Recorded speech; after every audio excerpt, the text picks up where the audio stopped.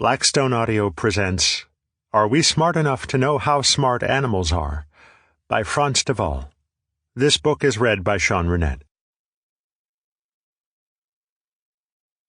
For Catherine, whom I was smart enough to marry. Prologue. The difference in mind between man and the higher animals, great as it is, certainly is one of degree, and not of kind. Charles Darwin, 1871. One early November morning, while the days were getting colder, I noticed that Franja, a female chimpanzee, was gathering all the straw from her bedroom. She took it under her arm out onto the large island at the Burgers Zoo in the Dutch city of Arnhem. Her behavior took me by surprise. First of all, Franja had never done this before, nor had we ever seen other chimps drag straw outside. Second, if her goal was to stay warm during the day, as we suspected, it was notable that she collected the straw while at a cozy temperature inside a heated building. Instead of reacting to the cold, she was bracing for a temperature she could not actually feel.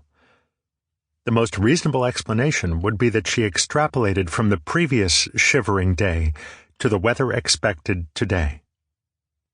In any case, later on she stayed nice and warm with little Fons, her son, in the straw nest she'd built.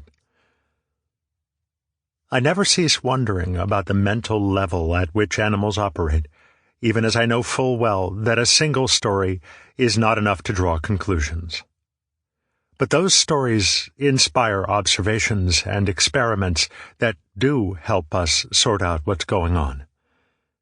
The science fiction novelist Isaac Asimov reportedly once said, "The most exciting phrase to hear in science, the one that heralds new discoveries, is not eureka, but that's funny." I know this thought all too well. We go through a long process of watching our animals, being intrigued and surprised by their actions, systematically testing our ideas about them and arguing with colleagues over what the data actually mean. As a result, we are rather slow to accept conclusions, and disagreement lurks around every corner. Even if the initial observation is simple, an ape collects a pile of straw, the repercussions can be enormous. The question as to whether animals make plans for the future, as Franja seemed to be doing, is one that science is currently quite preoccupied with. Specialists speak of mental time travel. Sample complete. Ready to continue?